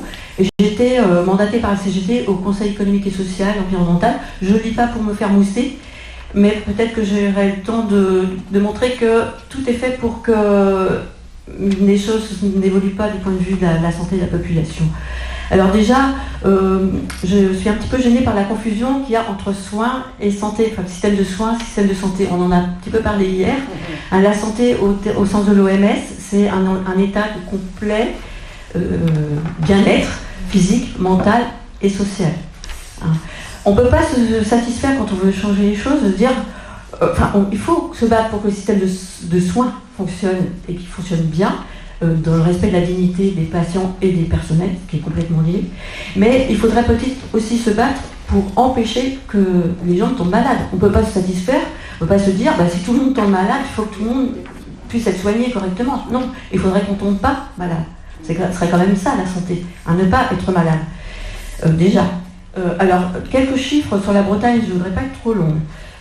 Vraiment quelques chiffres, mais l'état de la santé de la population en Bretagne est catastrophique. On ne le sait pas, on a l'impression que tout va bien, que c'est joli, les cadres de vie très agréables. En fait, l'état de santé de la population est désastreux. Il y a une surmortalité déjà générale qui est supérieure à celle à la moyenne française. Surmortalité prématurée, c'est-à-dire pour les hommes avant 60 ans. Pour les hommes, elle est de 17% par rapport à la population française. Pour les femmes, elle est de 4%, un peu moins. Surmortalité prématurée évitable. Alors, je ne vais pas définir les termes, peut-être elle est de 22% pour les hommes, de 11% pour les femmes, par rapport au reste de la population. Le nombre des maladies professionnelles. Alors, je donne des chiffres, ils sont hallucinants. Et ils sont publics. Je veux dire, on peut aller sur le site de l'Observatoire régional de santé, on a tout ça. Il faut prendre un petit peu de temps pour aller les chercher. Mais, les accidents du travail. Dans le régime général, il y a 17%, le nombre est 17% supérieur au niveau national. Accidents du travail, régime général. Régime agricole, 6%. pour les maladies professionnelles du régime général, sur les maladies professionnelles reconnues. Alors, je pense que peut-être Patrick, vous parlerez de l'enjeu de la reconnaissance des maladies professionnelles, donc il y a un gros problème. Pour le régime général, supérieur de 62% au niveau national. C'est-à-dire qu'il y a, pour les salariés du régime général en Bretagne, 62% de maladies professionnelles reconnues en plus. C'est tellement hallucinant qu'on a du mal à y croire par rapport au reste de la population française. Et pour le régime agricole, 78% de maladies professionnelles en plus. Pour le même secteur. Alors, quelles sont ces maladies professionnelles? Des TMS essentiellement, troubles musculo-squelettiques. Vous devinez pourquoi? Le secteur de l'agroalimentaire et le secteur de l'aide à domicile. Le secteur de l'aide à domicile, c'est pour ça que de manière un petit peu, je dirais, inamicale ou désagréable, j'ai dit hier, vous avez parlé des dockers et j'ai aussi ajouté des aides à domicile, parce qu'en Bretagne, le secteur le plus touché par les maladies professionnelles, c'est celui des aides à domicile. 3 fois plus d'accidents du travail que les autres secteurs. Mais comme c'est un secteur très féminisé, invisibilité déjà du travail des femmes, ils travaillent dans des lieux qui sont des domiciles, donc c'est encore plus invisible. Donc, je voulais en venir à l'enjeu de la reconnaissance des atteintes à la santé par le travail, puisque hier j'étais très surprise, j'attendais des déterminants sur la santé d'une population, on a parlé de l'environnement, ça on veut bien en parler maintenant, ça a été compliqué, mais on parle très difficilement du travail. Or le travail, voilà, c'est quand même une partie de notre vie non négligeable et on est exposé à beaucoup de choses difficiles dans le travail. Voilà, donc je pense que cet enjeu-là, il est vraiment à ouvrir, enfin c'est des chantiers à ouvrir qui sont difficiles parce que beaucoup de médecins généralistes ne sont pas encore formés, peut-être, je ne sais pas, j'ose le dire, mais c'est peut-être pas. Voilà. Donc je voudrais bien peut-être qu'on parle de ça. Alors juste une chose, on parle beaucoup de la branche maladie, branche maladie de la Sécu, beaucoup moins la branche accident de travail, maladie professionnelle. Voilà. Et si les maladies ne sont pas reconnues comme maladies professionnelles alors qu'on les a chopées à cause du boulot, je pense aux maladies psychiques notamment, et ben c'est la branche maladie qui paye. Voilà. Et les patrons et les employeurs, ils ont des tas de stratégies pour empêcher que les salariés ne fassent reconnaître une maladie professionnelle. On intimide les salariés chez eux, on les appelle à domicile. On va calculer le montant des primes pour un atelier sur le nombre d'accidents du travail ou maladies professionnelles, c'est-à-dire qu'il y a intérêt pour les salariés à l'autocensure, c'est-à-dire qu'on va cacher, et c'est le régime général qui va payer tout ça. Voilà. Et donc tout ça, c'est des enjeux de santé publique qui sont essentiels, déjà qu'il y ait moins de malades, moins d'accidents de travail, moins de maladies professionnelles. Et pensons aux femmes, je suis longue, je suis désolée, mais pensons aux femmes, le nombre d'accidents du travail diminue globalement, mais en fait, si on a une analyse genrée de ça, ça diminue pour les hommes et ça monte pour les femmes. D'où le fait que le prochain plan régional santé-travail, grâce à 2 médecins qui sont des militantes de leur métier, médecins du travail, et puis militante de la directe, Dr Maresco et François Sweater, va être consacré aux travaux des femmes, des professions très féminisées, dont les professions santé évidemment, et professions d'aide à domicile. Je tenais juste à rajouter rapidement quelque chose. Dans ma vie professionnelle, je me suis retrouvée avec une reconnaissance d'handicap et rien derrière. Pas de travail, pas d'argent. Ça aussi, qu'est-ce qu'on peut faire? Et j'ai travaillé dans la pénitentiaire, parce que c'est comme ça que j'ai été mis à la retraite d'office pour raisons de santé. C'est très joli comme mot, mais ça n'apporte pas à manger. Et donc, qu'est-ce qu'on peut faire pour ça? Et aussi, dans ce secteur, il y avait beaucoup à faire parce que nous accueillons malheureusement, et je dis bien accueillir, des gens en crise de démence ou de maladies psychiatriques qu'on a laissés dans des conditions de vie difficiles, manque d'accueil, manque de suivi, qui ont agressé des gens, qui ont été violents et qui sont eux-mêmes très malheureux d'avoir fait cela. Et c'est pas la prison qui peut répondre à ces besoins-là. Que fait la santé publique? Est-ce qu'on peut répondre à tout? Je ne sais pas. Mais actuellement, quand on voit le développement de certaines maladies mentales, les conséquences sur les victimes, comme sur les familles de ces gens-là, et sur les personnes même acteurs de ça, c'est désespérant. Donc voilà, c'est 2 témoignages que je voulais juste apporter, et j'aimerais bien aussi qu'on puisse faire des choses pour tout le monde. Et c'est vrai qu'il faut savoir que les derniers chiffres qui ont été sortis un petit peu au niveau de la maladie mentale en centre pénitentiaire, c'est 30% de plus quand même de patients qui se retrouvent en prison.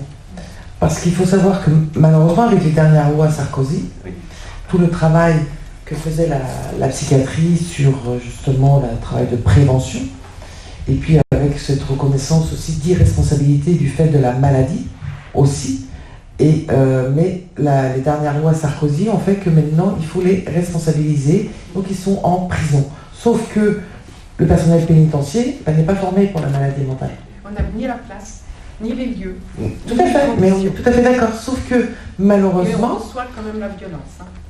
La violence, vous la recevez, parce qu'on a les chiffres. C'est vrai que le PSM Charcot est beaucoup sollicité par justement le centre pénitentiaire de Pleumeur, et que le nombre de demandes ne cesse d'augmenter. Ça n'arrête pas d'augmenter. Avant, donc, il y avait les UMD, il y a toujours les UMD, mais maintenant, unités pour malades difficiles, justement. C'est des unités spécifiques, justement, pour des patients à type violent. C'est des services fermés, il y en a quelques-uns en France. C'est vraiment des unités spécifiques. Et entre autres, justement, malheureusement, où ils ont été considérés comme dans l'acte irresponsable sur le plan psychique, psychologique, sauf que maintenant, malheureusement, la loi, la société, du fait que les dernières lois de Sarkozy font qu'il faut qu'ils aillent en prison. La société a le sentiment qu'il faut être puni. On ne dit pas, au niveau de la maladie mentale, on ne dit pas qu'il ne faut pas qu'ils soient punis. Mais la maladie a pris le dessus avec les conséquences pour certaines personnes, malheureusement, avec des victimes, malheureusement. Mais est-ce que c'est le fait de tous les mettre en prison qu'on va résoudre le problème ? Non, malheureusement, je ne pense pas. Je pense pas, et ça a été démontré par plusieurs psychiatres que ce n'est pas forcément la solution. Mais voilà. Mais bon, il y a des conséquences, mais du coup, c'est préférable, comme ils ferment les unités en psychiatrie, on les met en prison. Parce que c'est plus le même budget, on en revient toujours au même. On va peut-être revenir un petit peu en arrière. Bernard, tu voulais intervenir ? Donc, dans l'industrie pharmaceutique, c'est un sujet tabou. Effectivement, quand on fabrique des médicaments, on sait que les médicaments, ils ont une posologie, mais quand on en fabrique par tonne, les salariés en respirent. Et donc là, il n'y a pas d'enquête épidémiologique, donc on a beaucoup de... Alors, il y a de moins en moins d'unités de principe. C'est aussi un drame pour le pays. Il y a de moins en moins de production de principes actifs en France. Hein. Souvent maintenant la Chine, puisque pour des questions environnementales, on a choisi d'aller polluer ailleurs. Hein. C'est aussi ça. Comme si on ne pouvait pas, avec l'augmentation des technologies, avoir des unités de production sur nos territoires et investir pour que la pollution elle soit gérée. On préfère délocaliser. Mais effectivement, dans nos métiers, il y a énormément de... Alors, il y a des troubles musculo-squelettiques parce qu'on a beaucoup de travaux manuels, de conditionnement, etc., de charges lourdes, etc. Mais il y a aussi le fait qu'on fabrique des médicaments. Et là, il n'y a aucune enquête épidémiologique. Quand on va être une semaine à fabriquer un antibiotique, puis la semaine suivante un anticancéreux, quand on a ou de l'aspirine après, etc. Quelle interactivité il y a entre ces médicaments sur le salarié? Alors bien sûr, il y a des protections collectives et individuelles, mais il y a toujours des failles et les salariés respirent ces produits. Et effectivement, aujourd'hui, pour Sanofi, ce qui défrait la chronique, c'est la dépakine, et en particulier le site de Mourinx, qui relargue 190 000 fois la dose, le valproate de sodium. Ils ont fermé l'usine autoritairement et légitimement. Aujourd'hui, l'usine elle est réouverte. Il y a eu quelques sparadraps collés sur les cheminées, mais il y a toujours du valproate de sodium qui s'en va dans la nature. Et on a constaté que ça durait depuis 20 ans à raison de 20 tonnes par an qui allaient dans les cheminées. Donc aujourd'hui, il y a des associations de quartier qui habitent autour de cette usine et qui demandent des comptes. Alors, on a des délégués du personnel, je parlais tout à l'heure avec les collègues, mais effectivement, ils sont sous pression terrible du groupe mais effectivement, il y a aussi à demander des comptes à ces grands groupes là-dessus et à faire en sorte qu'ils investissent pour que leur production, elle soit à la fois neutre pour les salariés, mais aussi pour l'environnement. Et c'est pas le cas, bien des fois. Et donc aujourd'hui, ils choisissent les délocalisations pour ne pas répondre aux questions environnementales. Et la maladie professionnelle, c'est un sujet tabou, et c'est la collectivité qui paye les décès, puisqu'il y a beaucoup de cancers professionnels.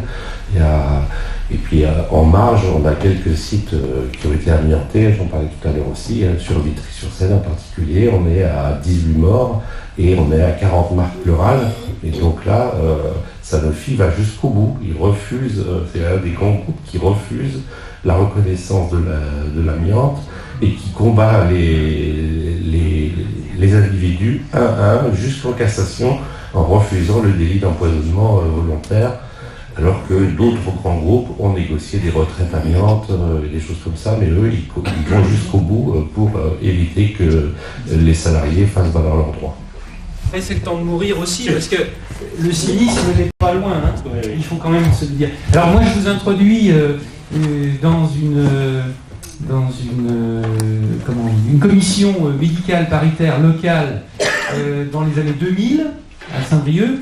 La question c'était comment notifie-t-on les motifs d'arrêt de maladie, puisque jusqu'à les années 2000, à peu près, je ne me rappelle plus la date précise, le médecin ne devait pas mettre aucun motif sur les feuilles d'arrêt de maladie, et en 2000, ça nous a été, tu nous rappelleras la date précise éventuellement, ça a été imposé.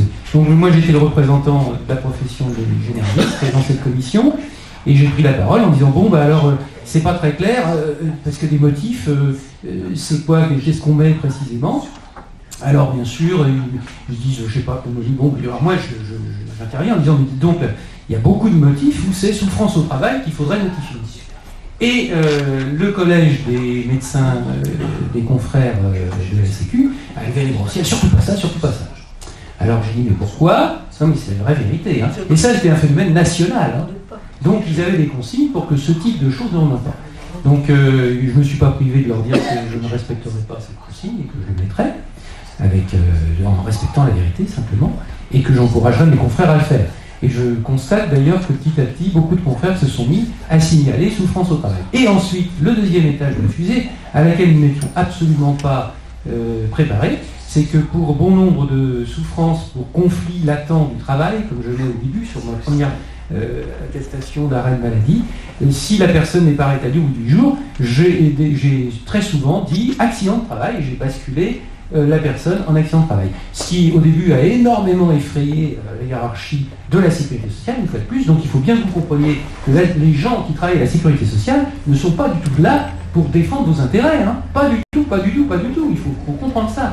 Moi ça a été mon erreur de l'imaginer pendant 20 ans. Bon alors, après, vous comprenez le degré de révolte, on m'a trahi en fait pendant 20 ans. Et donc la solution aussi dépend de l'information qu'on donnera à nos jeunes confrères, comme moi aussi j'étais médecin formateur, qu'il faut se tenir bien droit dans notre déontologie et appeler un chat un chat. Dans la souffrance au travail, il y a aussi tous les... dans les services publics, les personnels des services publics qui sont mis dans des situations de ne pas pouvoir assumer leur mission, que ce soit dans l'éducation nationale, que ce soit les travailleurs sociaux. Ils ont des missions et ils sont dans l'impossibilité de les assumer et de les mener au bout. Et personnellement, en tant qu'enseignante, ça a été quelquefois extrêmement difficile. Et il a fallu que je me donne beaucoup de liberté dans mon travail et que dans les dernières années, de manière à pouvoir préserver ma santé, à moi aussi. On est tous, enfin, l'expérience que l'on a en étant allé en Grèce pour la comparaison des deux systèmes sociaux est extrêmement intéressant, extrêmement éclairant. Parce qu'effectivement, le symbole de la grenouille à l'eau froide et à l'eau chaude est tout à fait visible. là, on fait tous ici, au moins dans cette salle, le constat de la déliquescence du système social. On est à peu près d'accord sur vers quoi on devrait aller, mais maintenant c'est comment y arriver. C'est surtout Alain et Didier ont posé la question. Les Grecs ont trouvé une forme de réponse. Ce sont les dispensaires sociaux solidaires. Ce sont donc des dispensaires qui ont été créés par des citoyens, par des professionnels de santé, certains à la retraite, d'autres au chômage, des libéraux qui viennent donner de consultations, des dentistes. Et ça a un poids, ça a un poids réel. Ça a eu un poids réel. On a envoyé quelques centaines de kilos de médicaments qui ont été utilisés. On a sans doute sauvé des personnes avec notre action. Eux ont fait encore un boulot plus extraordinaire. Hein. Je veux dire, vraiment, ils ont soigné sans distinction les Grecs, les réfugiés, les migrants. Le système a aussi ses limites, puisqu'ils sont partis sur la base de pas de ressources. Les ressources sont uniquement des ressources bénévoles. Et les gens font des actions bénévoles. Tous les soins sont gratuits. Là, j'interroge les professionnels. Hein, quelque part, comment pourrait-on arriver à trouver un levier qui a été efficace en Grèce? Parce que, qu'on le veuille ou non, qu'on le reconnaisse ou non, Tsipras a été obligé de plier sur certains points. Il y avait un droit d'entrée dans le système médical, il fallait donner 5 € systématiquement.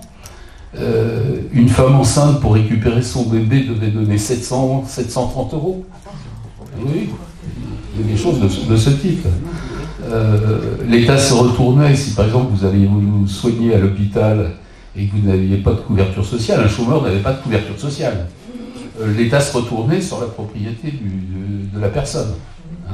Ces choses-là ont été supprimées. Il faut être clair. Globalement, ça a été supprimé. Donc, l'Union européenne a reculé. Ça a fait reculer l'Union européenne. L'action a fait reculer l'Union européenne, puisque c'est pas Tsipras qui a décidé. C'est pas le gouvernement syriza. Donc, comment, nous, par quel levier, les citoyens, parce que c'est pas seulement les professionnels. Les professionnels ont leur point de vue, ont leur métier à défendre, dans leur système, les syndicats, mais nous, citoyens, qui sommes des patients, j'aime pas trop le mot quand j'attends depuis 2 heures chez le médecin ou depuis 28 heures aux urgences, mais on est des patients. Qu'est-ce qu'on peut faire? Alors tout ce que vous dites, on le porte au débat dans la revue pratique, tout ce que vous dites. Et je vous invite à être attentif au prochain numéro, donc 84 et 85, qui vont sortir donc en principe au printemps et l'été, sur la psychiatrie. Donc on est au même local que l'Union syndicale de la psychiatrie, hein, nos amis psychiatres avec lesquels d'ailleurs on était allés en Grèce aussi. Et voilà, donc je pense que le printemps de la psychiatrie, on va publier ça, enfin c'est en cours. Hein, donc voilà. Alors c'est vrai que rapidement sur le constat, moi on n'aura pas trop le temps, mais j'aurais souhaité... Alors je pourrais vous parler de la Convention médicale 2016, hein, parce que et puis se rendre compte que finalement les lois se sont accumulées depuis 20 ans et on n'a jamais eu de compte. Enfin, je veux dire, on aurait dû les autorités auraient dû rendre des comptes et évaluer les conséquences de leurs lois, mais ils ne le font pas, évidemment. Donc, Douste Blazy 2004, Francis Sarkozy 2007, etc., la loi de modernisation, un seul tour. Bon. La Convention médicale, depuis 1971, donc, elle lie l'assurance maladie et les syndicats libéraux de médecins. Et moi, j'ai fait deux petits articles là, dans ce numéro-là, pour dire que en fait, c'est un système qui bloque le système, pour ne pas parler de problèmes de santé publique. Hein. Donc je pense que toute politique qui ne prend pas en compte les besoins de soins et de santé d'une population sont vouées à l'échec. Et donc hier, on disait que l'austérité tue, et on se rend compte aujourd'hui en France que l'austérité tue aussi, de plus en plus. Hein. Je prendrai simplement par exemple l'exemple emblématique de cette jeune femme d'origine nigériane de Strasbourg qui est morte faute de soins à cause de dysfonctionnement au sein du SAMU. Et on trouve toujours les boucs émissaires pour... voilà. Parce qu'en fait, et puis une chose qu'il faut dire aussi, c'est que le travail est violenté, quoi. Il y a une violence au travail qui est épouvantable depuis les années 90 et les nouveaux modes de management. Et donc, du coup, ça impacte vraiment tout le monde, ça déshumanise toutes les entreprises. Et finalement, on assiste à des travailleurs qui sont tellement désabusés qu'ils en deviennent cyniques. Et le cynisme transparaît effectivement dans cette conversation entre cette jeune femme qui est morte et puis cette permanencière du SAMU qui enfin, si on écoute, ça fait froid dans le dos, quoi. Bon. Ce que je voulais dire aussi, c'est que et ça va me permettre de parler des alternatives. C'est-à-dire que il y a un très très bon papier, je vous l'invite, de Nicolas Da Silva, qui est économiste à Paris 13 et qu'on a invité à notre congrès début janvier, à Malakoff, médecine libérale, 2 points, vers une prolétarisation du travail médical. Dans le sens où lui pense qu'effectivement il a raison, c'est-à-dire que, je le cite, hein, plutôt que de centrer la discussion sur l'opposition État-marché, il s'agira de penser l'opposition entre sécu et capitalisme sanitaire. Alors, il cite un auteur qui a pour la première fois donné cette expression. En fait, c'est une symbiose entre l'État et les grands secteurs capitalistes de la santé, assureurs industriels. Et du coup, en fait, on est dépossédé de notre travail. Et là, je reviens à l'assurance maladie. L'assurance maladie se comporte comme une assurance privée aujourd'hui dans sa gouvernance, son fonctionnement, et nous impose des prescriptions. Ils nous disent vers où on doit aller, ils nous disent ce qu'il faut faire. Et ça passe par, entre guillemets, la révolution numérique. La Convention de 2016 met en place les outils, forfait structure, premier volet, deuxième volet. Pour toucher le premier volet, on touche du pognon là-dessus. Hein. Forfait structure, donc je cite, rémunération sur objectif de santé publique, on en a parlé hier, c'est la prime à la performance. Donc tout ça, c'est de la prime à la performance, pour faire court. C'est-à-dire qu'on doit atteindre des objectifs, des résultats.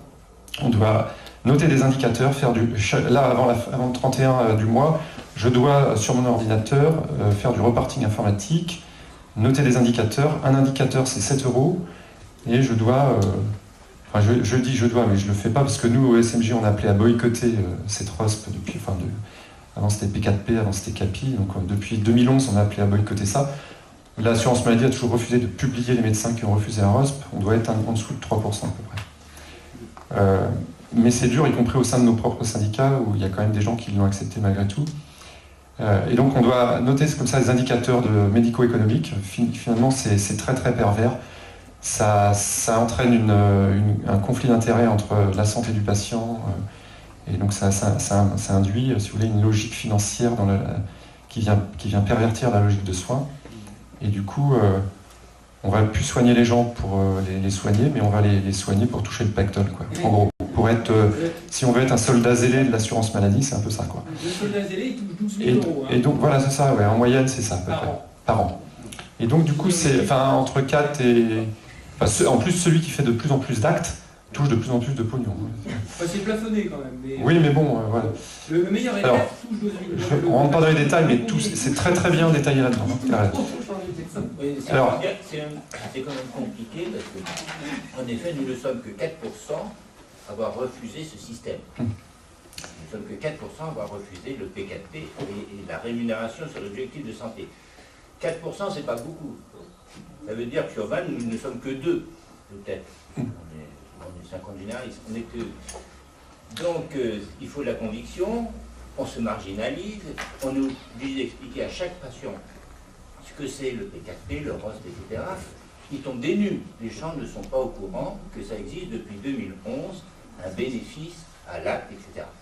Ça, c'est la première chose. Donc, il faut être en effet militant, montrer qu'il y en a quelques-uns qui disent non à ce système. Il faut, entre parenthèses, défiler, puisque maintenant, il n'y a plus beaucoup de possibilités de combat, défiler pour défendre, une petite parenthèse, le service public et la Sécu, et notamment à Vannes. Quand j'ai défilé, on était 1500, il y avait moi, j'ai pas vu d'autres médecins. C'est quand même compliqué de voir que les acteurs, les soignants, ne sont pas présents dans ce combat. et qu'il y a d'autres intérêts que l'intérêt du patient qui compte. Oui, j'enchaîne si tu veux, oui, tout à fait. Sur en fait les alliances qu'on pourrait proposer, enfin c'est vrai que personne ne s'oppose vraiment. Et l'enjeu, il le cite Da Silva à la fin de son article, c'est-à-dire que l'enjeu aujourd'hui, c'est de faire avec quelles alliances on va choisir, quoi. C'est-à-dire que est-ce qu'on va s'allier à la sécurité sociale, parce que c'est vrai que l'âge d'or de la médecine libérale, c'était quand même quand la Sécu appliquait des tarifs opposables, et donc solvabiliser les patients, et donc assurer un certain revenu aux médecins. Mais aujourd'hui, comme le remboursement de l'assurance maladie diminue et que les complémentaires santé prennent du champ, demain, le risque est de voir les médecins devenir dépendants des complémentaires santé qui imposeront la pluie et le beau temps, quoi. Et donc on sera pieds et poings liés via cet outil informatique, et on sera plus libre, on sera plus indépendant. Et donc moi j'en viens aux alternatives, c'est-à-dire individuellement, il faut qu'on recentre sur notre cœur de métier. Notre cœur de métier, c'est quoi? C'est un trépied, c'est la clinique d'abord et avant tout, parce qu'on a été formé à la clinique, c'est l'enseignement, et c'est la recherche. Et on devrait travailler ces trois entités. C'est ce qu'ont aussi les praticiens hospitaliers. Et on se rend compte que finalement, il y a un grand absent dans ces pratiques médicales, c'est le patient. C'est-à-dire que on a fait notre congrès sur les alternatives, on a invité les maisons médicales belges. Il y a des gens aussi qui agissent.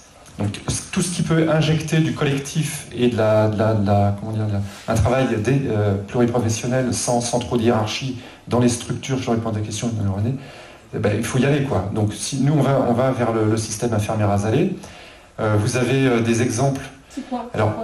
Infirmière Asalée, c'est un système qui a été d'ailleurs inventé un petit peu par un médecin des Deux-Sèvres de ONG France, je crois, et qui en fait permet de faire travailler les infirmières, donc salariées du cabinet, avec un travail de prévention, d'éducation à la santé pour les malades chroniques. Voilà. Donc tout ce qui est diabète, insuffisance cardiaque, bronchite chronique, etc. Et donc c'est d'apprendre aux patients avec sa maladie, et de tout le travail qu'on peut faire parfois en consultation, mais là ce serait l'infirmière qui va le faire. Donc nous on va se lancer là-dedans au niveau du cabinet. Donc ça c'est un travail concret de travail pluriprofessionnel. Mais il y a aussi il y a la Casse Santé à Toulouse. Vous avez dans le quartier du Neuhof à Strasbourg une médecin du SMG qui a fondé une maison de santé avec interprétariat. Vous avez les Francs-Moisins à Saint-Denis, de Didier Ménard, ancien président du SMG. Vous avez donc ça c'est des structures. Il y a plusieurs entités juridiques. Je rentre pas rapidement pour les citer. Il y a les centres de santé municipaux qui ont une entité juridique particulière, qui eux sont assez pléthoriques, notamment en région parisienne, qui fonctionnent pas mal, qui innovent pas mal. Il y a les maisons de santé pluriprofessionnelles, mais ça c'est appliqué au système libéral. Il faut voir ce qu'il y a dedans, s'ils font du tiers payant ou pas, s'ils reçoivent les labos ou pas. Voilà. Donc tout ça pour parler de pratiques de santé communautaire, quoi. Il faut aller vers ça pour qu'on puisse en fait être indépendant à la fois de l'État qui contrôle l'assurance maladie et qui nous impose ses vues, à la fois indépendant des complémentaires santé et de l'industrie. Et il faut se battre pour ça. Et de quoi nous, on doit être dépendant finalement en tant que médecin? C'est effectivement peut-être d'une sécu à 100% renouvelée, réinventée plus tard, effectivement, avec pourquoi pas des associations de patients ou citoyennes qui viennent discuter soins et santé dans nos cabinets, ou je sais pas, là on ferme les structures CPRM, mais ce seraient des lieux où il pourrait y avoir ces lieux-là, quoi. Il faudrait absolument un contrôle démocratique de la population sur les pratiques médicales. Et puis l'assurance maladie, ils ont des chiffres de morbimortalité. C'est-à-dire que, mais le problème c'est comme l'ORS, l'Observatoire des régionales de santé, ils comptent les morts. C'est-à-dire qu'ils ne font pas le lien entre la morbimortalité et les conditions de vie, les conditions de travail. Et donc du coup, il faut absolument s'intéresser à ça. Un petit mot sur... et puis il faut une formation obligatoire. Enfin, pour pouvoir... après on dit toujours il faut évaluer les médecins, etc. Mais non, on n'a pas... Ce qu'il faut, c'est une formation médicale initiale et continue qui soit obligatoire et indépendante de l'industrie. Et à partir de là, c'est comme ça que nous... les Belges, ils sont vachement bien, parce que Nous, on pensait que le forfait structure, au départ, c'était une revendication d'MG France et du SMG, c'était de dire, bon, ben, on vous fait du pognon, après vous débrouillez. Mais non, c'est pas ça qu'ils ont fait à l'assurance maladie. C'est-à-dire qu'ils ont conditionné le paiement par forfait à l'informatisation, et donc vers une marche forcée vers la performance, les indicateurs, etc. Alors qu'en Belgique, les maisons médicales belges, ça concerne 3,5% de la population, c'est pas grand-chose, mais quand même, ils avancent. Ils ont une capitation, c'est-à-dire qu'ils ont un forfait par patient et par médecin, et avec cet argent-là, ils font ce qu'ils veulent. Et donc, ils font des trucs extraordinaires avec des travailleurs sociaux, avec du personnel soignant, et ils décident eux-mêmes de ce qu'ils vont faire, quoi. Et donc, ils ont une liberté incroyable, quoi. Et quand il nous a raconté ça début janvier, on connaissait depuis longtemps, mais vraiment, c'est un modèle à suivre, parce que bon, ils ont une liberté dans le travail qu'on devrait pouvoir retrouver. Et moi, si j'ai fui l'hôpital, c'est que j'avais perdu aussi la liberté dans le travail. Voilà, je termine juste sur un petit mot sur les ATMP. C'est vrai que les accidents de travail, maladies professionnelles, c'est sous-certifié, c'est sous-reconnu, c'est sous-déclaré, c'est sous-reconnu. Sur les maladies professionnelles, c'est essentiellement les troubles musculo-squelettiques et l'amiante. Mais il y a aussi effectivement toutes les décompensations psychopathologiques liées au travail. Et puis les cancers de la polyexposition professionnelle qu'on essaye de faire reconnaître dans les tableaux avec tout le réseau des GISCOP, notamment les groupements d'intérêt, les 2 GISCOP qui existent en France, ces groupements d'intérêt scientifiques sur les cancers d'origine professionnelle, donc dans le 93 et dans le 84 à Avignon qui vient de se créer l'année dernière. Donc il y a un réseau quand même qui existe pour travailler sur ces questions-là. Il faut y aller, quoi, faut y être. Et, pour terminer, je dirais une boutade, on n'a pas envie d'être des ânes, parce que la performance, c'est la carotte et le bâton, quoi. C'est un peu comme ça qui suppriment les budgets à l'hôpital, quand on n'est pas dans les bons chiffres, qu'ils en mettent dans un côté, de l'autre, etc. On n'est pas des ânes, quoi. C'est bon, quoi, faut arrêter. C'est une forme d'infantilisation.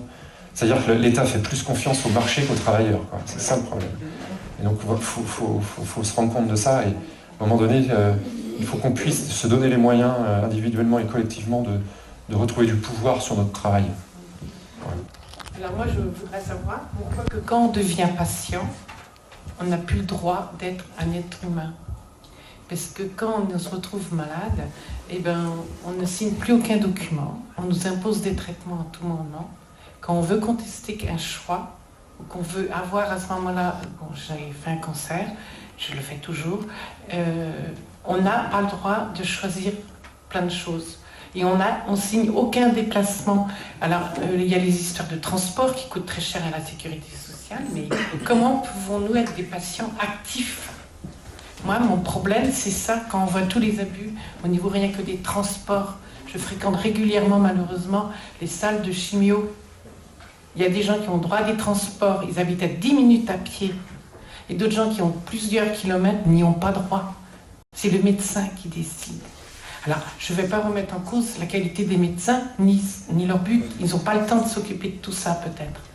Mais comment pouvons-nous devenir des patients qu'on respecte et qu'on leur redonne le droit de dire oui s'ils ont été transportés ou pas, ou dans un transport collectif ou dans une ambulance ? Le coût pour la sécurité sociale, il y a de la triche partout. Alors voilà, comment pouvons-nous devenir des patients actifs ? Là, ça va être difficile pour moi de répondre à cette question-là. Par contre, moi, j'ai envie de réagir à la question que tu posais, à savoir comment, en tant que citoyen, en tant que patient, ça rejoint un peu ce qu'elle dit, mais on peut intervenir. Il faut savoir quand même qu'il y a des représentants des usagers dans chaque établissement, à la CPAM. Déjà, comment interpeller, parce que nous, on a essayé, syndicalement, professionnellement, on a essayé d'interpeller les représentants des usagers. Les représentants d'associations de patients, que ce soit sur la santé mentale, que ce soit dans diverses activités. Donc, il y a des représentants. Ces représentants sont censés, justement, parler, évoquer les difficultés rencontrées par les patients, quels qu'ils soient, quelle que soit la pathologie. Moi, quand je rencontre ces personnes-là, en tant que représentant du personnel au conseil de surveillance, quand on va les gêner un peu, quand on va les déranger un petit peu, ils disent jamais un mot. Ils disent aux instances sur un hôpital, l'hôpital est en déficit, on ne peut pas faire ci, on ne peut pas faire ça. Ah bah ouais, on va voter pour quand même. quand on essaie de les interpeller, on dirait comme une fatalité, comme s'il y avait une fatalité, voilà. Ouais, mais c'est le système qui est comme ça. Si déjà les représentants des usagers, des patients, ne sont pas capables de faire remonter le ressenti des patients, comment ils vivent au quotidien leur maladie, comment ils vivent leur ressenti par rapport au personnel soignant, voilà, donc déjà le malade, le patient, déjà n'a même pas le droit à la parole. Donc on essaie, chaque professionnel essaye en effet de faire remonter ça, on essaie d'intervenir auprès de ces représentants des usagers quand même, parce qu'ils sont nombreux, ils sont quand même proches des politiques aussi quand même ces gens-là. Donc comment ils sont choisis? Moi la question c'est comment ils sont choisis déjà, pourquoi c'est telle ou telle association et pas d'autres? Déjà rien que ça, mais rien que ça déjà, les malades ont le droit quand même de se saisir de ça quand même. S'il n'y a pas les trois, ça ne marchera pas. Professionnel, population et élus. S'il n'y a pas ce triptyque-là, cette volonté politique de créer du commun autour des soins de la santé, ça ne marche pas. Toutes les expériences sont prouvées. Il y a des murs qui sont vides dans pas mal de régions de France parce que les personnes faut mettre dedans. Les élus, ils interviennent jamais. Moi, pour les côtoyer depuis des années, quels que soient les bords. Tout bord. Ah, moi j'ai côtoyé tout bord. Alors là, ils m'ont dégoûté tout bord. Bon, bref. Mais il n'empêche pas un d'intervenir. On ne peut rien faire, c'est la langue, c'est ici. Voilà, le discours, depuis des années que j'entends, c'est on ne peut rien faire. Voilà. On fait des lettres, on fait une motion, on fait mais point. À Nantes, il y a des maisons de santé municipales qui se sont faites. Alors rien, ne bouge pas, quoi. Les politiques ne bougent pas. Et tout bord confondu.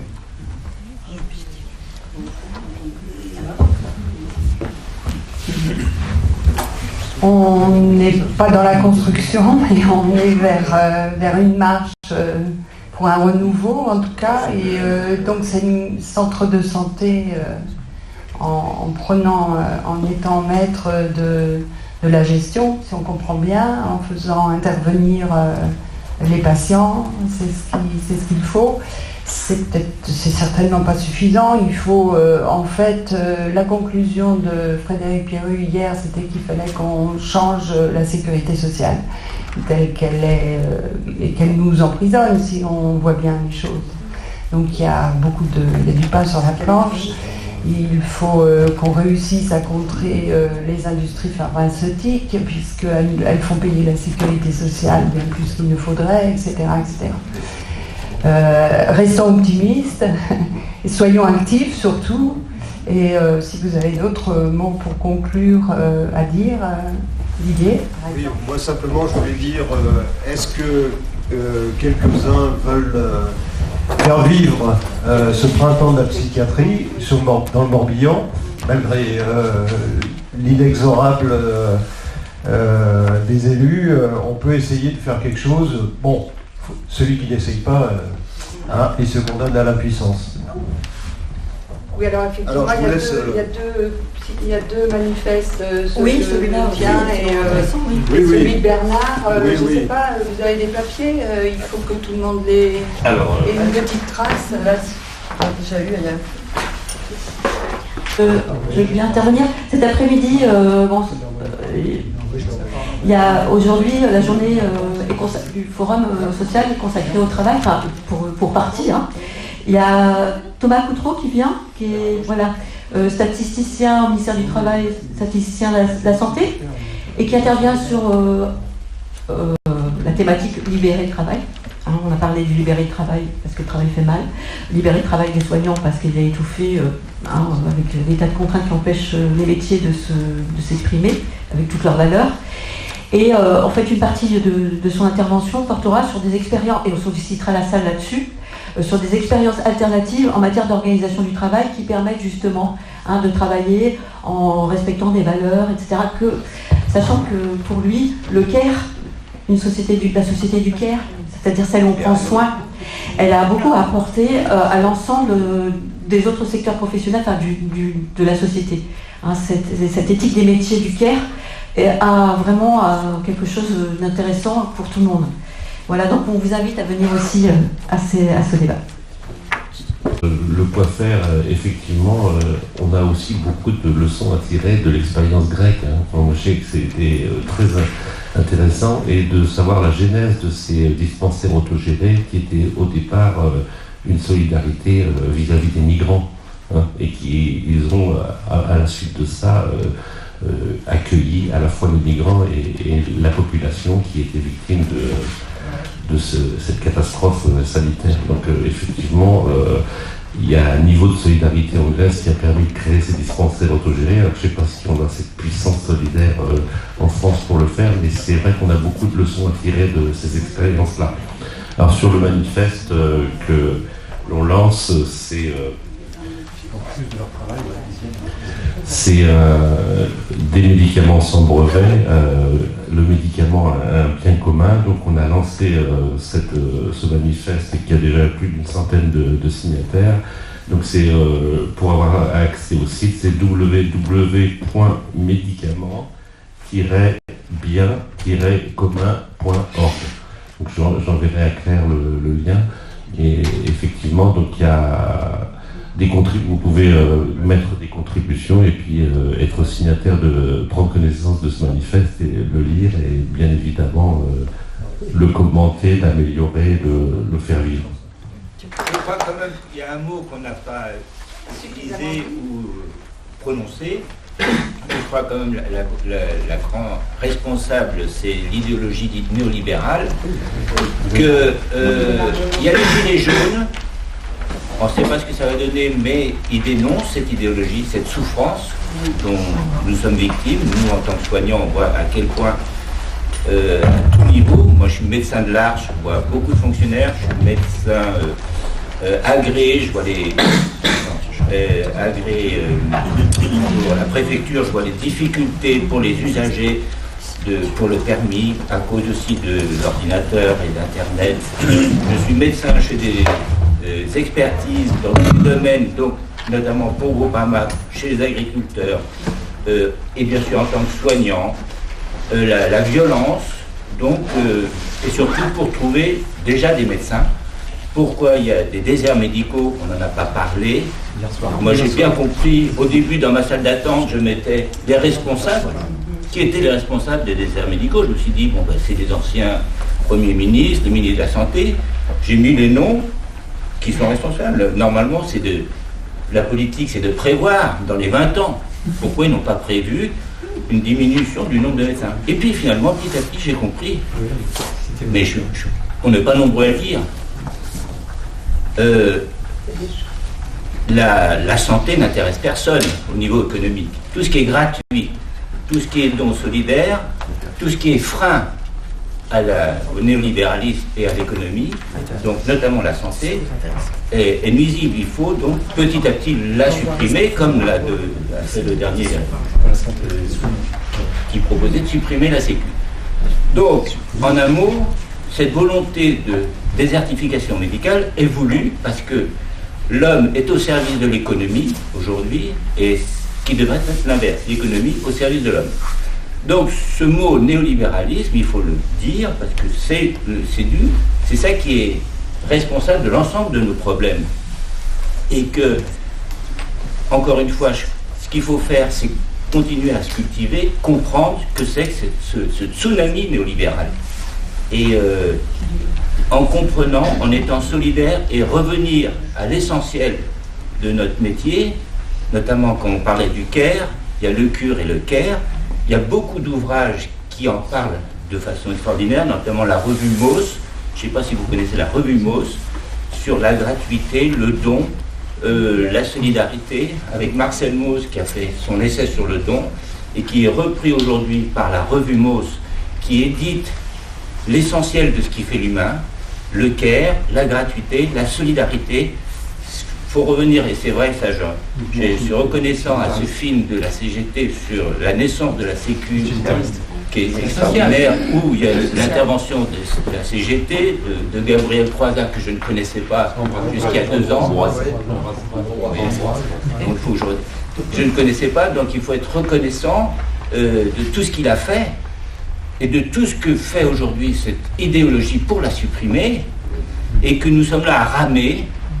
et qu'il faut continuer à, encore une fois, se cultiver, comprendre et être solidaire pour toujours faire la place à cette gratuité qui fait l'humanité.